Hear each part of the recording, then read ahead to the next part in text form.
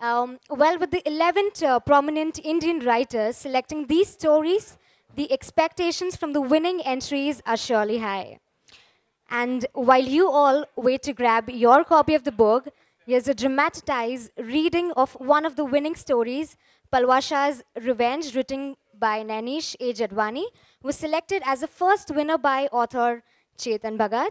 I call upon stage a renowned theatre artist, Ms. Swati Das, who's currently seen as one of the leading ladies in the famous critically acclaimed play The Vagina Monologues. Swati is a recognized actor who has several short films and performances to her credit. Ladies and gentlemen, Right India received a number of extraordinary stories. The one we have chosen for this drama reading is because it seems to fit the best form. We analyzed the winning stories carefully and then decided to go with Nainesh. So let us sit back and absorb the story that helped Nainesh write the Right Indian contest for Chetan Bhagat. Can we have a big round of applause for Ms. Swati Das? And there's just one humble request for everyone out here. Please do not shoot the pictures and the video because this is something which is going to be very interesting. Kindly put your cell phones on silent mode and maintain silence. So let's have a huge round of applause for Ms. Swati Das.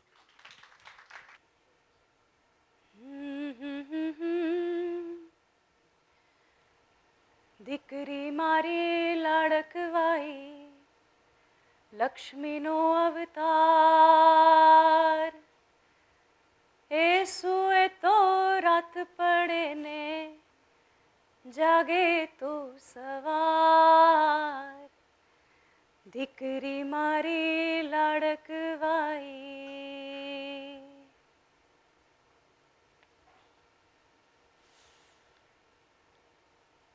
She sat in the Starbucks cafe, sipping her coffee and staring out of the window.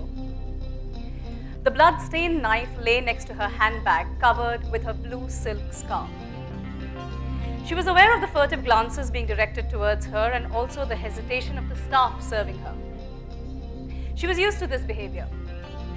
It's not easy to look at a face that has been partially melted with third-degree burns, at hands that have become webbed and wrinkled like hot candle wax, at eyes that are so glassy and cloudy, they look like they're afflicted with the world's worst cataracts.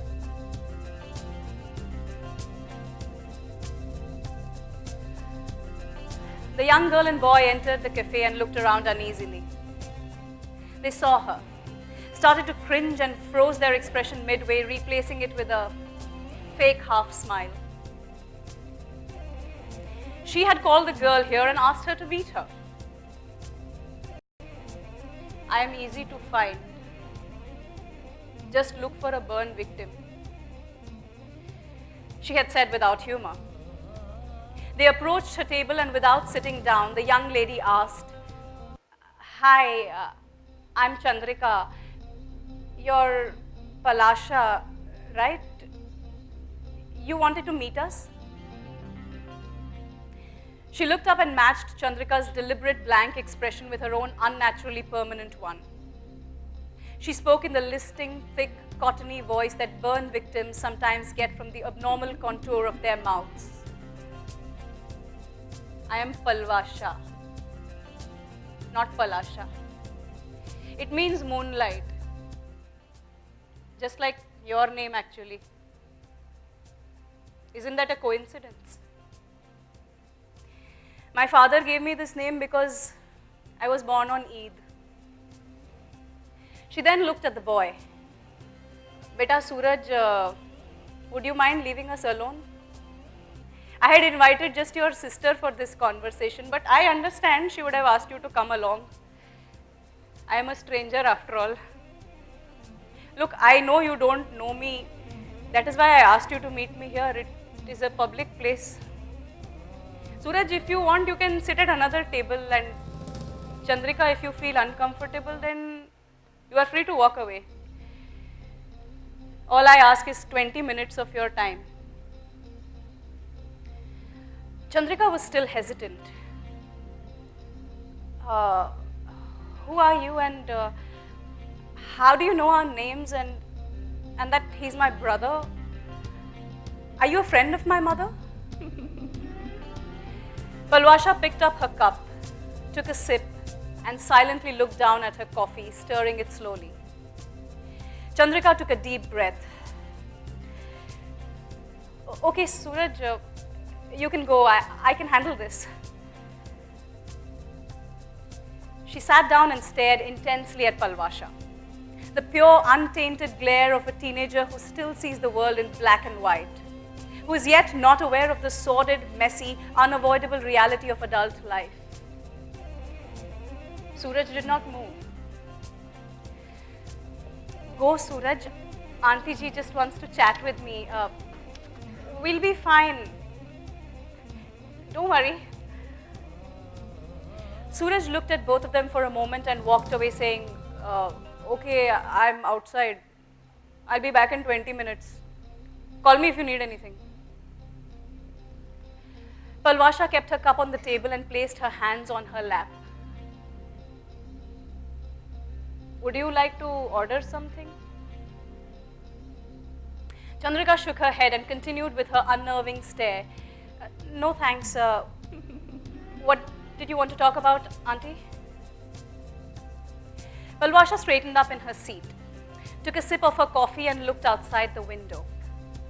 She was quiet for a long time.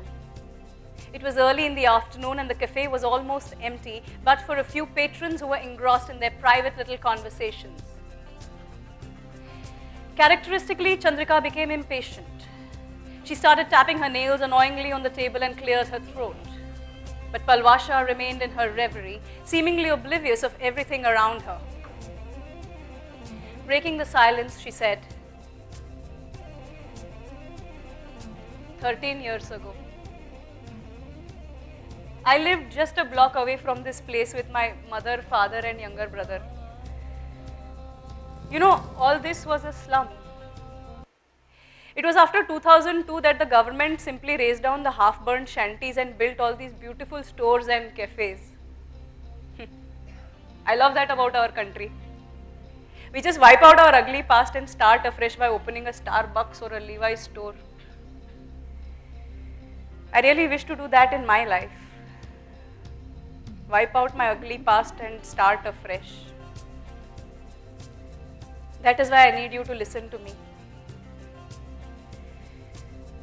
I was your age back then in 2002, 14 years old.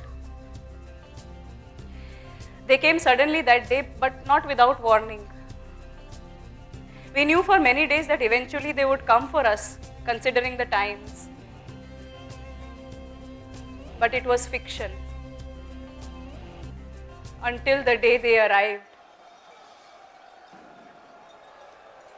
Then it became a burning, bleeding reality. It happened fast. They barged into my place, my house, a place that separated the whole universe from my own little world. A place where for 14 years of my life I had eaten, played, fought, slept, cried, laughed and done so many things with my family. Then the wall that separated the safe, cozy place from the cruel world outside was destroyed.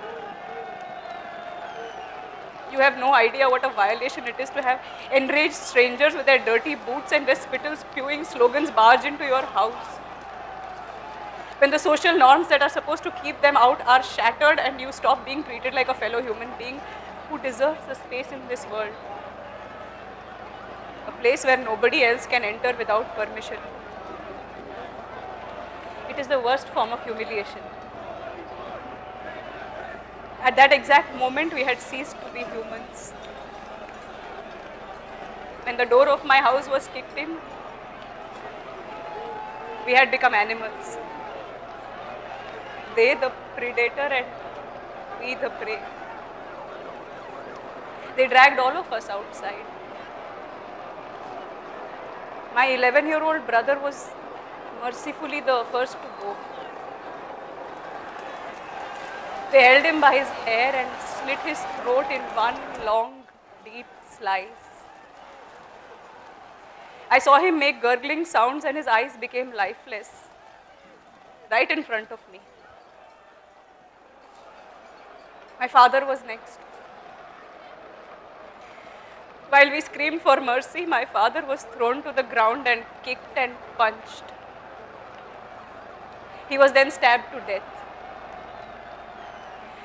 The last thing he saw was all these people with absolute hatred in their eyes for him. Why? Just because our religion was...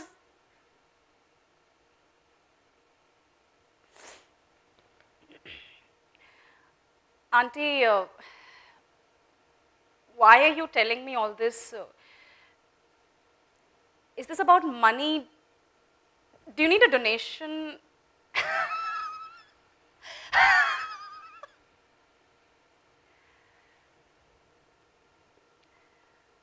Palvasha made a wheezing sound which was closest to a laugh that her damaged respiratory system could permit. Beta, it's not about money. I have enough to live by. When you grow up, you want to become a journalist, right? Chandrika was visibly taken aback by this. Auntie, how do you know so much about me? Really? Who are you? Just give me the 20 minutes that I asked of you. Please listen to what I have to say. Imagine this is an interview. Consider this as your first lesson in journalism and in unbiased listening. That is all I ask. Chandrika looked around and blew up her cheeks. She let out a long, loud, exasperated sigh as she slowly nodded her head. Okay, fine. Please continue.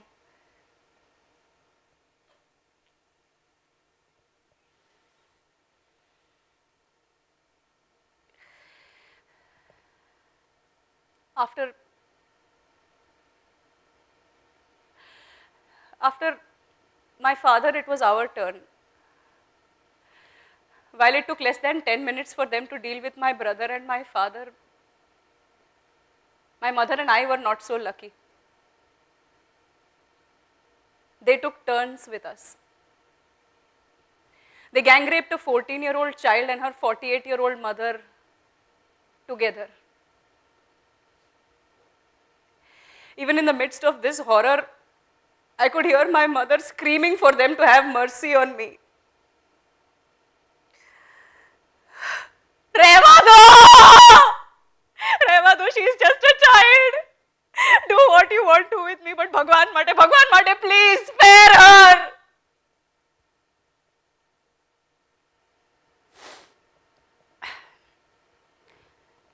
You know what is amazing? I still remember each moment. It was as if everything slowed down and I had enough time to see the faces of my rapists, to see the saliva flying out of their mouths and the animal lust in their eyes. Later, when I would recount these scenes in my mind, I would realize that it was never about religion. It was about power. The power to kill or rape another human being and still know that you will get away with it. I could see that naked power in their eyes. After they were done, they poured petrol on us. And they made us drink some of it too. And just like that, they lit us up and left. Chal bhai, pathiyo, show is over, time to go home now.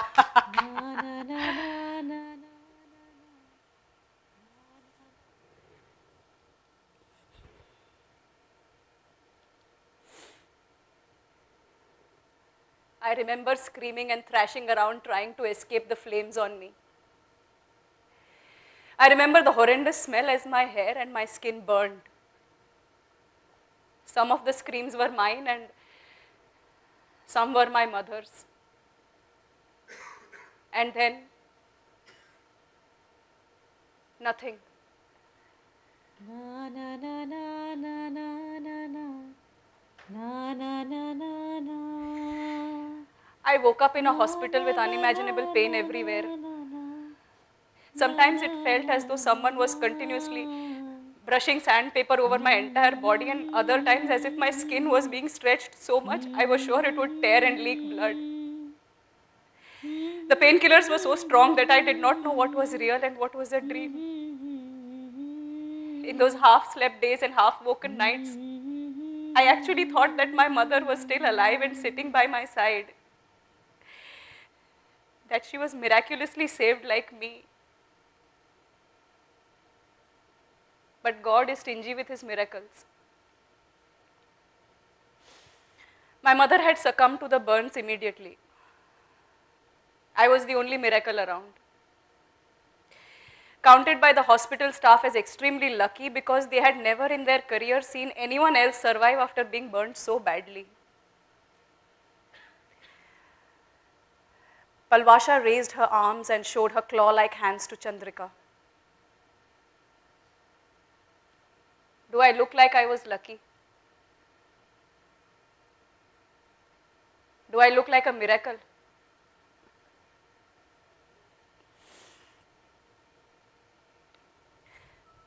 Chandrika closed her eyes and put her head in her hands. Her open hair fell forward and swayed left and right as she shook her head. Auntie, please stop! Look, I know about the Godhra riots and I know things were really bad. I'm really sorry about what happened to you, but Auntie, what does this have to do with me?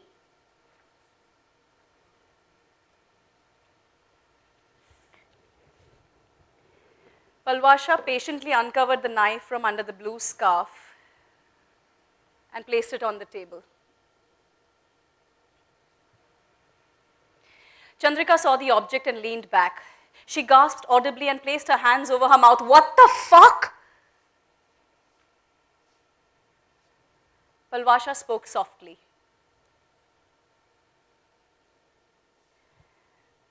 This was the knife used on my brother and my father. Those brown stains? Blood. Blood that is 13 years old. Blood that belongs to my father and my brother. Would you like to know who the knife belongs to? Chandrika's head, with her hands covering her mouth, was motionless. Read the name on the hilt. Chandrika slowly came close and read. Her eyes widened. Indrajit. Daddy? My father, Indrajit. No, you're lying. You're lying.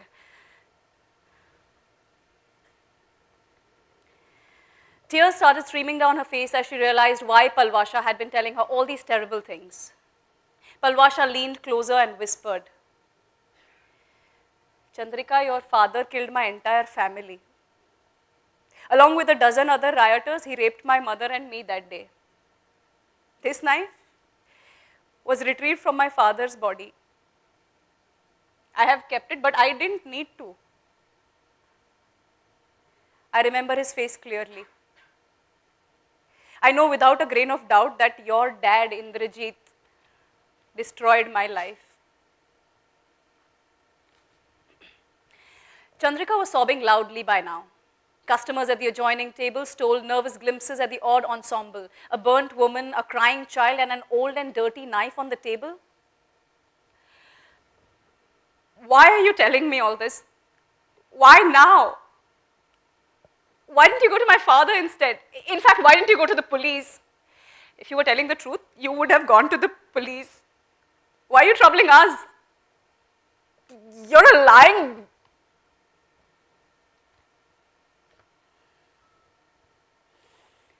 I did go to the police. I lodged an FIR against him after I had recovered. A week later, he came and threatened my uncle with whom I was staying and forced us to take back our complaint. My uncle cancelled the FIR and told me to forget everything that happened and to move on with my life. And for the past 13 years, that is the one thing I have been unable to do. Move on. For all these years, all I have done is fantasize about the different ways that I could torture and murder your father. How I could make his family, that is you and your brother, suffer like mine did. That is how I know so much about you. I have been secretly monitoring your family, looking for the right moment to attack. But what has stopped me is the thought of the consequences. I am a deeply religious person. How would I face Allah if I did something terrible? I wasn't brought up like that, no. Revenge is unnatural to me. In fact, I always saw myself as a nurturing person, one to forgive and reconcile rather than avenge and retaliate. And yet, I have spent half of my life in a haze made up of hatred and rage, imagining every day new ways to torture and kill you and your family.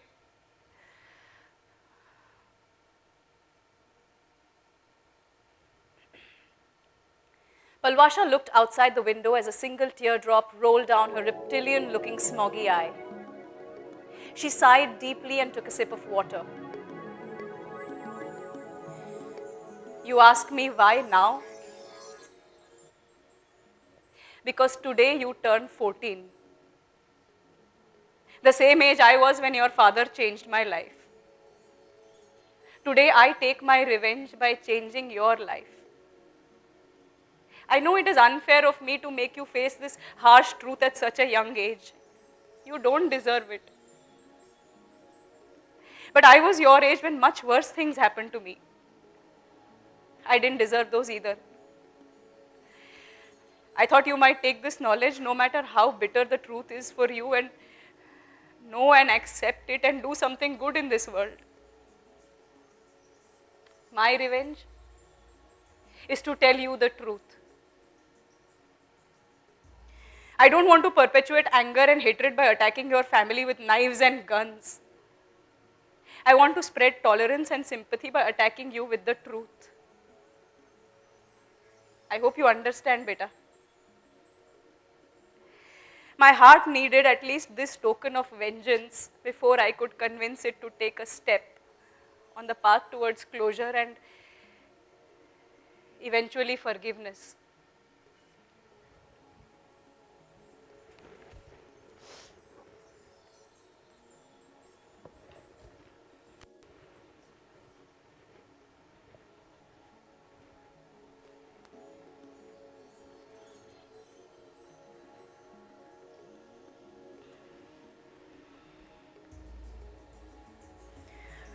Take this and give it to your father. This knife and the blood both have his name on them. Tell him I have forgiven him and everyone who did this to us on that day. I am never going to contact you or your family after today.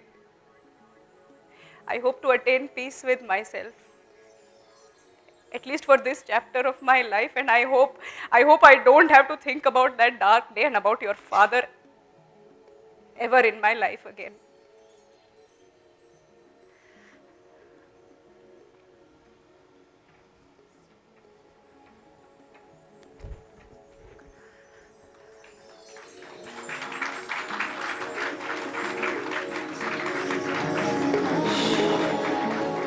She got up and limped out of the cafe into the harsh Indian summer outside, while Chandrika sat at the table staring at the dreadful object wrapped in the blue silk cloth.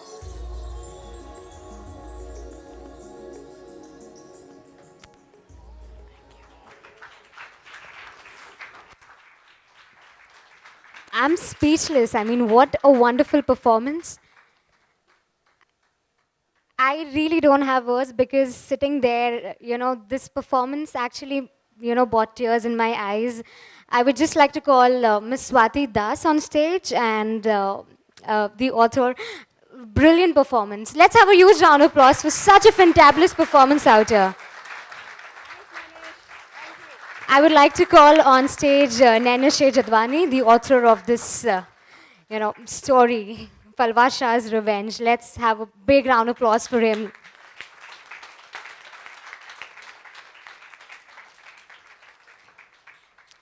I want you to say something about this thing. I mean, the story. Well, so about the story, obviously the Godhra riots really affected me, as must be evident from the uh, graphical way I've written the story. Yeah, the prompt was the knife in the blue silk scarf, and I, I mean, the interesting thing is I came to know about Chetan's prompt exactly 24 hours before the deadline. So I had just 24 hours to write the story, and the one thing that really came to me was the riots, and I somehow managed to make up the story. So that's the thing. But I think I really need to thank Swati for this. She really brought it to life. I mean, I think she understood the characters so well that even I was, when I saw the rehearsal, even I was shocked. I was like, wow, this is exactly how I pictured Palvasha and how I pictured Chandrika. So hats off to Swati for that. Can I say something? This is not about I scratch my back, you scratch mine, but I think sometimes for a performer, things become so much smoother when the writing allows you to perform that way. So for me, I think the way Nainesh wrote it, the sentence that followed, like sentence A, B following sentence A, for as a performer, for me that flow, for any performer, that flow is very important. And I think the writing really helped me also, so yeah. So thank you. I'm glad everybody liked it. Thank you.